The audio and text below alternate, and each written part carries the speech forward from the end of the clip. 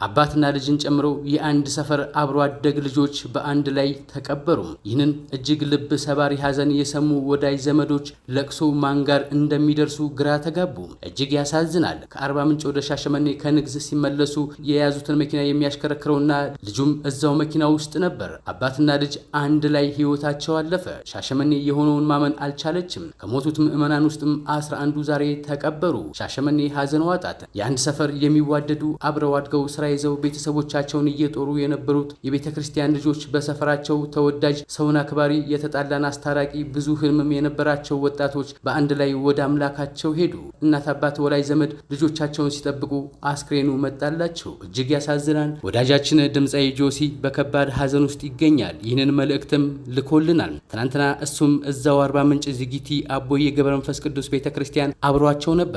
ጆሲ ሞት ክፉ የጻድቃን ረፍት ምን ብዬ ልጀምር? በከባድ ሐዘን ውስጥም ጻድቁ አቡዬ ገብረ መንፈስ ቅዱስ ለዓመታዊ ክብራቸው እንድንገኝ ፈቃዳቸው ሆኖ ደጃቸው ለመርገጥ አርባ ምንጭ ዝጊቲ አቦ ተገኘው። ታላቁ የአብይ ጾም እንደመሆኑ በተአምራዊ ጸበል ልንጸበል ቆይታችን ባደረግንበት ሁኔታ ላይ በንግሱ ማግስት በእናታችን ማረፊያ ቤት ቁርስ እየቀመስን በርካታ የሻሸመኔ ወጣቶች ወደ ግቢ ይገባሉ። ለቤተ ክርስቲያኗም ስጦታና ስለተደረገላቸው ስለታቸውን ሊሰጡ ገቡ። ይህና የወጣቶቹ ትውውቅ በዚህ ይጀምራል። በመሃል የማህበሩ ሙሴ ወጣት መለሰ ጫካ ጆሲን ስለማገኘው ፎቶና ቪዲዮ እንነሳ ታሪካዊ ቀን ነው ብሎ ሐሳብ ሲያቀርብ እኔም ከተቀመጥኩበት ተስፈንጥሬ የተነሳው በእምነት ጥንካሬያቸው ቀናው፣ ኮራሁባቸው፣ ደስም አለኝ። የደስታዬን እንባዬንም አነባው። በተለመደው ሀገራችን ባህልና መልካም ልማድ መንገደኛን የሚገጥመውን አይታወቅምና እህል ቅመሱ ስላቸው እሺ ብለው በደስታ የመጨረሻውን በረከት ቆረሱ። አብረን ቀምሰን ተመራርቀንም ተለያየን። ከጠዋቱ 3 ሰዓት ከአጸደ ግቢው ወደ መኪናቸው ጉዞ ጀመሩ።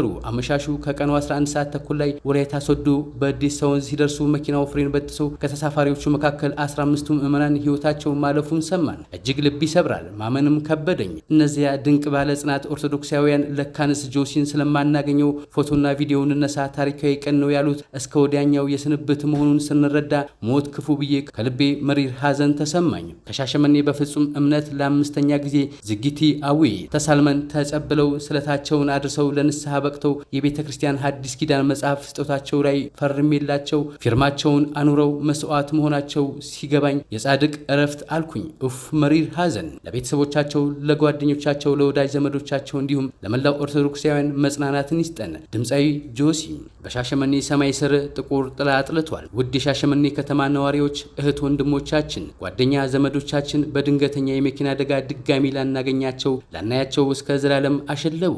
ዘወትር እየሰማነው በየደቂቃው እያዳመጥነው ሁሌ አዲስና አስደንጋጭ የማይለመድ የተፈጥሮ ክስተት ሞት ነው። ከሞት በላይ አሟሟት ደግሞ የከፋ ህመም በሰው ልብ ውስጥ ጭሮ ያልፋል እያስባለ ከቀሪ ሆድ ውስጥ ጠባሳውንም ጥሎ ለዘላለም ይቀመጣል። ለንግስ በዓል የተጓዙ ወገኖቻችን በመመለስ ላይ ሳሉ የደረሰባችሁ የመኪና አደጋ ይህንንም ጠባሳ በእያንዳንዳችን ልብ ውስጥም ጥሏል። ዛሬ ለሻሸመኔውያን ጥቁር ቀን ነው።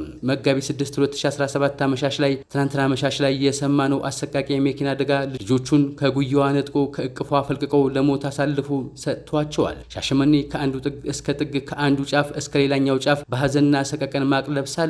በእንባና ልቅሶም ታጅባለች። የናፈቀቻቸው ወጣቶች እንደወጡ ቀሩ። ልጆቹ ነፍሳቸው ተነጠቁ። ከአሁን እየመጡልኝ ነው ብላ እጆቿን ዘርግታ ልታቅፋቸው ብትጓጓም ጨካኙ ሞት ከመንገድ አስቀራቸው። ለእቅፍ የዘረጋችው እጅ ጭንቅላቷን ይዞ እይይ ብላ እንድታነባም ሆነ። ማን ይሆንስ የሚከሰሰው? ማን ይሆንስ የሚጠየቀው? ለመላው የሻሸመኔ ከተማ ህዝቦች፣ ለሟች ቤተሰቦች፣ ዘመድ ጓደኞች እግዚአብሔር አምላክ መጽናናትን ብርታትን ይስጣችሁ። ሐዘን እየተፈራረቀበት ያለው የሻሸመኔ ምዕመን ዛሬም አስደንጋጭ መርዶ እያስተናገደ ነው። 20 ምዕመናን ህይወታቸው ሲያልፍ ከ26 በላይ ምዕመናን ከአደጋው የተረፉና 16 ከባድ ጉዳት፣ 6 ቀላል ጉዳትና 4 በሰላም የተረፉ ያገኘነው መረጃ ያስረዳል። በአደጋውም ከስጋ ድካም ያረፉ ምዕመናን የቀብር ፕሮግራማቸውም ዛሬ ተፈጽሟል። እጅግ የሚያሳዝነው ትናንትና በነበረው የመኪና አደጋ መኪናውን የሚያሽከረክረው ሙሌ ከልጁ አኪያ ጋር ነበር። ሁለቱም ላይመለሱ አልፈዋል። የ11ዱ ስርዓተ ቀብር በሻሸመኔ ከተማ ተፈጽሟል። በደብረ አስቦ አቡነ ተክለ ሃይማኖት ቤተክርስቲያን 6 ሰዎች፣ በልደታ ቤተክርስቲያን 3 ሰዎች፣ በቅዱስ ዮሐንስ ቤተክርስቲያን በወቅቱ መኪናውን ሲያሽከረክር የነበረው ሹፌርና ታዳጊ ልጁ በአጠቃላይ 11ዱ ምዕመናን ስርዓተ ቀብራቸው ተፈጽሟል። የቀሪዎቹ ስርዓተ ቀብርን በልዩ ሁኔታ ምክንያቶች በነገው እንደሚደረግ ከቤተሰቦቻቸው መረዳት ተችሏል።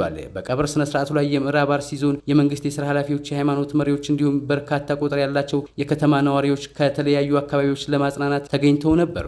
በመኪና አደጋ ሰለባዎች የሐዘን መግለጫ። በክርስቶስ የተወደዳችሁ ውድ ወንድሞችና እህቶች፣ ዛሬ በአንድነት በጌታችን በተቀደሰ ፊት ስንሰበሰብ ልባችን በሐዘን ከብዷል። እኛ እንደ እምነት ማህበረሰብ ብቻ ሳይሆን በአሰቃቂው የመኪና አደጋ በአሰቃቂ ሁኔታ ሕይወታቸውን ያጡ ወገኖቻችንን ያለ ጊዜው በማጣታችን እንደ ቤተሰብ ሐዘን ተሰብስበናል።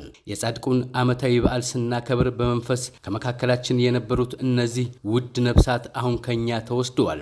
ልባችን ተሰብሯል። እናም በዚህ የስቃይ ጊዜ ውስጥ እንደ ግለሰብ ብቻ ሳይሆን እንደ ክርስቶስ አካል በአንድነት ቁመናል። በዚህ አሳዛኝ አደጋ የጠፋው እያንዳንዱ ሕይወት የእግዚአብሔር ውድ ስጦታ ነበር። እኛ የምናስታውሳቸው እንዴት እንደሞቱ ሳይሆን እንዴት እንደኖሩ በፍቅር በደግነትና በእምነት መንፈስ የተሞላ ነው። ስናዝንም ጌታችን ኢየሱስ ክርስቶስ በማቴዎስ ወንጌል ምዕራፍ 5 ቁጥር 4 ላይ የሚያዝኑ ብፁዓን ናቸው መጽናናትን ያገኛሉ ሲል የተናገረውን እናስታውሳለን። ሕይወታቸውን ስናሰላስል አሁን ያከበርነው የጻድቁን በዓልን እናስታውሳለን። በእምነት የሚኖሩ የክርስቶስ አርአያን ለመከተል የሚጥሩና ወደዚህ ዓለም ብርሃንና ፍቅርን ለማምጣት ደከመኝ ሰለቼ ሳይሉ የሚሰሩትን ለማክበር የተዘጋጀ በዓል ነበር። በዚህ የሐዘን ወቅት እነዚህን በሞት የተለዩትን ነፍሳትን የምናስታውሳቸው በምሬት ሳይሆን በሕይወታችንና በዚህ ማህበረሰብ ላይ ላደረጉት ተጽዕኖ በማመስገን ነው። የምንወዳቸውን ሰዎች በሞት ማጣት የሚደርስባቸው ስቃይ በጣም ከባድ ነው። በተለይም በምድር ላይ የነበራቸው ጊዜ ፍትሃዊ ባልሆነ መልኩ አጭር በሚመስል ጊዜና ሙሉ በሙሉ ልንረዳው የምንችለው ነገር አይደለም። አእምሯችን መልስ ይፈልጋል። ልባችን ለፍትህ አለቀሰ። መንፈሳችን ከዚህ ኪሳራ እውነት ጋርም ይታገላሉ። ነገር ግን በሐዘናችን መካከል ልባቸው ለተሰበረ ቅርብ የሆነው አምላክ እንደምናገለግል በማወቃችን እንጽናናለን። ብፁዕ አቡነ ቀሌሜንጦስ የሰሜን ሸዋ ሀገረ ስብከት ሊቀ ጳጳስ በዚጊተ አቡነ ገብረ መንፈስ ቅዱስ ቤተክርስቲያን ዓመታዊ የጻድቁን በዓል አክብረው ሲመለሱ በመኪና አደጋ ሕይወታቸው ላጡ ወገኖች ሐዘናቸውን ገልጸዋል። ብፁዕ አቡነ ቀሌምንጦስ በመንበረ ፓትርያርክ ጠቅላይ ጽሕፈት ቤት የሰንበት ትምህርት ቤቶች ማደራጃ መምሪያ የሰሜን ሸዋ ሀገረ ስብከት ሊቀ ጳጳስ ናቸው። በአርባ ምንጭ ከተማ በዚጊተ አቡነ ገብረ መንፈስ ቅዱስ ቤተክርስቲያን ዓመታዊ የጻድቁን በዓል አክብረው ሲመለሱ በመኪና አደጋ ሕይወታቸው ላጡ ወገኖች የተሰማቸውን ጥልቅ ሐዘን ገልጸዋል። በትናንትናው ዕለት ከዚጊቲ አቡነ ገብረ መንፈስ ቅዱስ የጻድቁን ዓመታዊ ክብረ በዓል አክብረው ወደ ሻሸመኔ ከተማ ሲመለሱ በነበሩ ልጆቻችን ላይ የደረሰውን ድንገተኛ የመኪና አደጋ አሳዛኝ ዜና ሰምተናል። ሐዘኑ ለሚሰማው ሁሉ ልብን የሚሰብር ነው ያሉት ብፁዕነታቸው የቅዱሳን በረከትን ለማግኘት ወደ ቤተ እግዚአብሔር በማቅናትና ክርስቲያናዊ ግዴታቸውን ሲወጡ ቆይተው የተጠሩ በመሆናቸው አምላካቸውና አባታቸው ጉስቁልና በሌለበት እቅፍ እንዲቀበላቸው እናምናለን ብለዋል። ጉዳቱ በሕክምና የሚገኙትንም ፈጥኖ ይፈውሳቸው ዘንድ በጸሎት እየተማጸንን በአደጋው ወደ ዘላለማዊ ቤታቸው የተጠሩ ልጆቻችን አምላካችን ነፍሳቸውን በቅዱሳን አጠገብ እንዲያሳርፍልን ለቤተሰቦቻቸው እግዚአብሔር መጽናናትን እንዲያድልልን እንመኛለን ብለዋል። በተያያዘ ዜናም የወላይታ ዞን ዋና አስተዳዳሪ ያስተላለፉትን የሐዘን መግለጫም እናስደመጣችሁ። በትራፊክ አደጋ ሕይወታቸው ላጡ ወገኖች የተሰማኝን ጥልቅ ሐዘን እገልጻለሁ።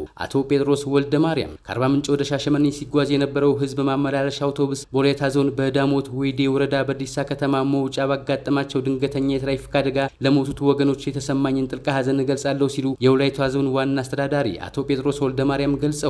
አደጋው እጅግ የሚያሳዝን ልብ የሚሰብር በመሆኑ ጥልቅ ሐዘንም ተሰምቶናል። በአደጋው ሕይወታቸው ላጡ ወገኖች ቤተሰቦችና ወዳጆች ከልቤ መጽናናትን ለነፍሳቸው ዘላለማዊ እረፍት እንዲያገኙ በራሴና በዞኑ አስተዳደር ስም መጽናናትን እመኛለሁ ሲሉ ዋና አስተዳደሩ በማህበራዊ ትስስር ገጻቸው ገልጸዋል።